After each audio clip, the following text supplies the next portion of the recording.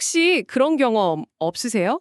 뭐랄까, 머리로는 이게 정말 옳은 길인 걸 아는데 이상하게 몸이 안 따라주는 경험이요? 아, 그리스도인으로서 더 성장하고 싶은데 뭘 어떻게 해야 할지 막막해서 그냥 제자리 걸음만 하는 것 같은 느낌. 도대체 이 암과 삶 사이의 거리는 왜 이렇게 멀게만 느껴질까요? 정말 많은 분들이 공감하실 거예요. 바로 이런 답답함, 이 근본적인 질문이 오늘 우리가 함께 파고들 자료의 심장부입니다. 마이클 R. 엠렛이 제임스 K.A. 스미스의 그 유명한 저서 하나님 나라를 욕망하라를 아주 날카롭게 분석한 논문인데요. 제목이 연습이 만벽을 만드는가, 지식, 욕구, 습관의 관계 탐구입니다. 네, 오늘 저희의 목표는 이걸 단순히 요약하는 게 아니에요. 그렇죠. 청취자님의 기존 카테고리를 좀 엉망으로 만드는 겁니다.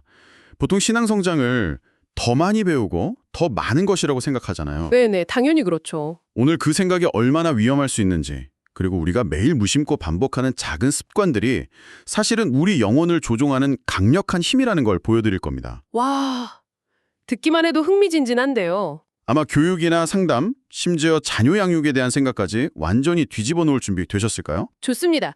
그럼 바로 본론으로 들어가 보죠.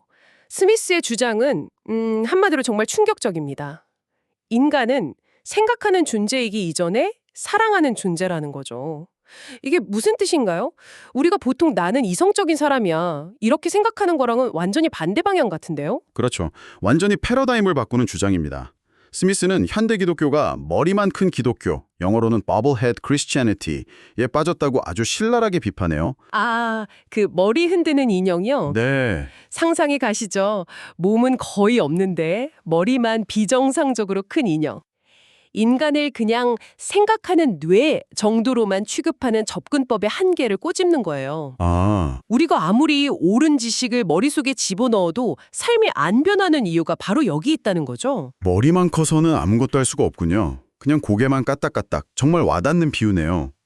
그럼 생각하는 존재가 아니라 사랑하는 존재라는 건 구체적으로 어떤 의미를 담고 있나요? 스리스는 인간을 항상 무언가를 향해 나아가는 존재로 봐요. 이걸 좀 더 쉽게 비유하자면 우리는 모두 열추적 미사일 같은 존재예요. 열추적 미사일이요? 네, 가만히 정지해 있는 법이 없죠.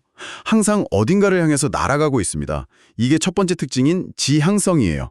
우리는 결코 중립적이지 않아요. 재밌네요. 그럼 그 미사일이 날아가는 목표, 그 타겟은 뭔가요?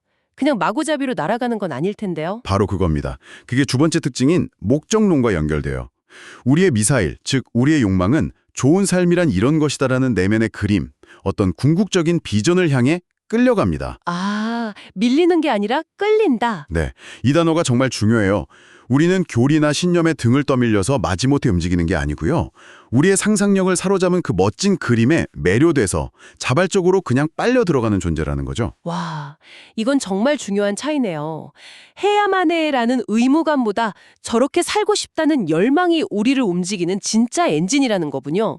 그럼 그 열망의 방향은 어떻게 결정되는 건가요? 바로 세 번째 특징인 습관이 그 방향을 트는 지렛대 역할을 합니다. 습관이요? 네, 습관은 그냥 반복적인 행동이 아니에요. 세상을 향한 우리의 태도적 반사신경 같은 거죠. 거의 무의식적으로 특정 방향으로 반응하게 만드는 성향. 아, 그리고 이 습관은 네 번째 특징인 실천을 통해 우리 몸에 새겨집니다. 실천. 자전거 타기를 생각해 보세요. 처음엔 의식적으로 페달을 밟고 핸들을 잡지만 수없이 반복하다 보면 나중엔 그냥 몸이 저절로 움직이죠. 맞아요. 생각 없이도. 스미스는 우리의 사랑과 욕망도 똑같이 이런 반복적인 육체적 실천으로 훈련된다고 주장합니다. 잠깐만요. 지금 욕망이 훈련된다고 하셨어요. 이건 정말 제 사고방식을 완전히 흔드는데요. 저는 욕망이란 그냥 내 안에서 저절로 생겨나는 본능 같은 거라고 생각했거든요. 근데 그게 외부의 반복적인 실천으로 만들어질 수 있다는 거잖아요. 정확합니다. 그리고 바로 그 지점에서 스미스는 예배, 즉 리터지라는 단어를 꺼내듭니다. 여기서부터 정말 모든 것이 달라 보이기 시작할 겁니다. 맞아요. 이 예배라는 단어가 이 논문의 핵심 열쇠 같았어요. 우리가 흔히 생각하는 그 주일 예배만을 말하는 게 아니라고요. 그렇죠. 우리의 상상력을 사로잡고 우리가 무엇을 사랑할지 훈련시키는 모든 종류의 반복적인 실천들, 이걸 전부 예배라고 부르더군요. 이 개념이 제 주말을 보는 시각을 완전히 바꿔놨어요.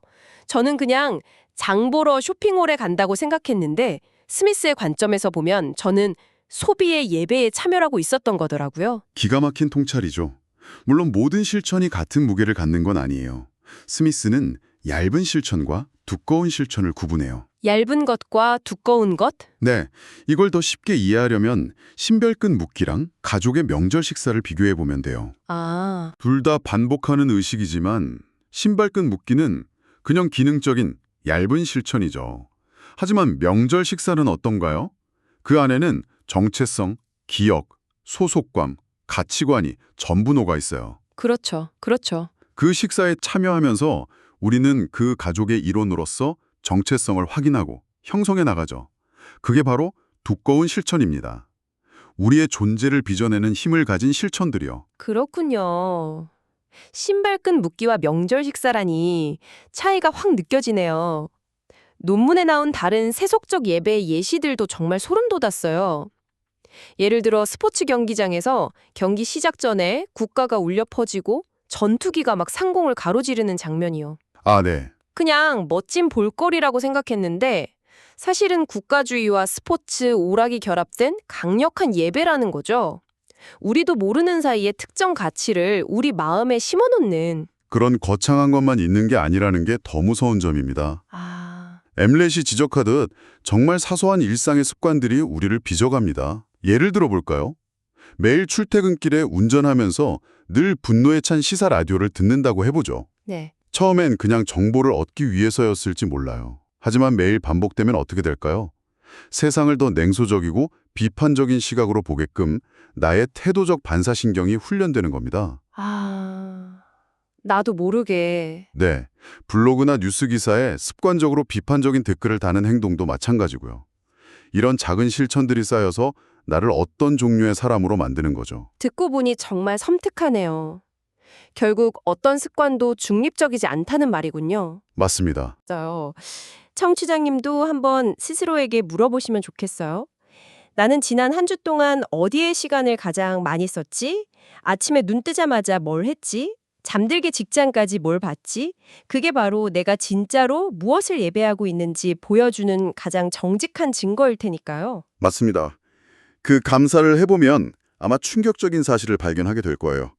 내가 의식적으로는 하나님을 사랑한다고 말하지만 내 시간과 에너지라는 재물은 실제로는 성공, 안정, 쾌락이라는 다른 신에게 바쳐지고 있었을지도 모르죠. 와. 내가 얇다고 생각했던 그 스마트폰 스크롤링이 사실은 내 영혼을 형성하는 아주 두꺼운 예배였다는 걸 깨닫게 될 수도 있고요.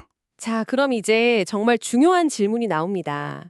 이렇게 우리를 24시간 내내 포위하고 있는 강력한 세속적 예배들에 맞서서 우리는 뭘 할 수 있을까요? 이대로 그냥 속수무책으로 당하고만 있어야 하나요? 스미스는 그 해답을 놀랍게도 우리가 너무나 익숙하게 여겼던 바로 그 기독교 예배에서 찾습니다. 여기서 핵심은 기독교 예배를 어떻게 재발견할 것인가입니다. 만약 예배가 단순히 설교 말씀을 통해 정보를 얻는 시간, 즉 머리를 채우는 시간이라고 생각한다면 우리는 세속적 예배와 싸울 무기가 전혀 없는 셈입니다. 그렇죠. 스미스는 기독교 예배를 우리의 욕망을 위한 헬스장이라고 봐요. 욕망을 위한 헬스장이요? 와, 이것도 정말 멋진 비유네요. 네, 근육을 키우듯 사랑하는 능력을 키운다는 거죠. 머리가 아니라 온몸으로 우리의 사랑의 방향을 재조준하는 훈련소라는 겁니다. 그렇군요. 그래서 스미스는 예배가 과학보다는 예술에, 논리학보다는 문학에 가깝다고 했죠? 그 부분이 정말 인상 깊었어요. 맞아요. 예배는 하나님 나라가 참되다고 머리로 동의하게 만드는 걸 넘어서서요. 하나님 나라가 아름답다고 가슴으로 느끼게 하고 온몸으로 그 나라의 이야기를 미리 맛보게 하는 겁니다. 온몸으로? 네.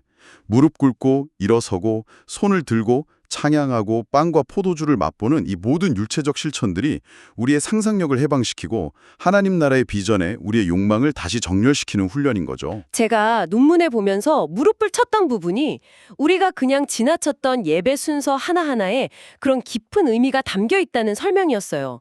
예를 들어 예배로의 부름. 저는 그냥 목사님이 자 이제 예배 시작합니다 하고 알리는 신호 정도로 생각했거든요. 대부분 그렇죠. 하지만 스미스는 그걸 인간이 되라는 초대라고 불러요. 인간이 되라는 초대요? 네. 하나님을 예배하는 것이야말로 인간이 창조된 가장 근본적인 목적이기 때문에 예배하라는 부름에 응답하는 행위 자체가 우리의 진정한 인간성을 회복하는 첫걸음이라는 겁니다. 아, 세상의 수많은 부름 속에서 방향을 잃은 우리를 본래의 자리로 불러주시는 거죠. 찬양에 대한 설명도 마찬가지였어요. 저는 그냥 좋아하는 노래 따라 부르는 시간 정도로 생각할 때도 많았는데 엠넷이 진실혈청이라는 표현을 썼더군요. 이거 무슨 뜻이죠? 정말 멋진 표현이죠. 찬양은 우리가 수동적인 관객이 아니라 능동적인 참여자가 되게 해요.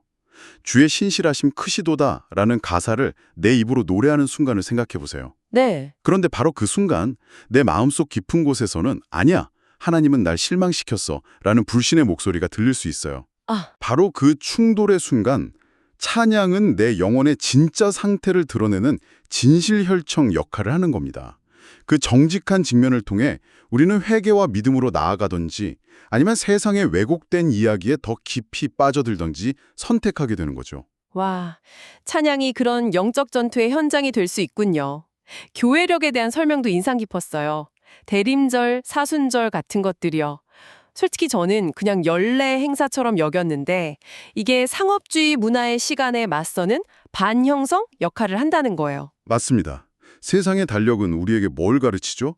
블랙 프라이데이, 크리스마스 쇼핑 시즌, 여름 휴가 세일, 끝없는 소비의 리듬으로 우리를 몰아갑니다. 그렇죠. 하지만 교회력은 전혀 다른 시간의 리듬을 살게 하죠. 기다림의 시간, 자기 부인의 시간, 부활의 기쁨을 기억하게 하면서 우리를 이 세상의 시간에만 묶여있지 않고 과거의 구원과 미래의 소망이 연결된 존재로 살아가게 만듭니다. 우리는 두 시간대 사이를 살아가는 사람들이라는 정체성을 훈련받는 셈이죠. 자, 좋습니다. 이론적으로는 정말 완벽하고 아름다운 이야기입니다. 그런데 여기서 많은 청취자분들이 마음속으로 이런 질문을 던지고 계실 것 같아요. 저도 그랬고요.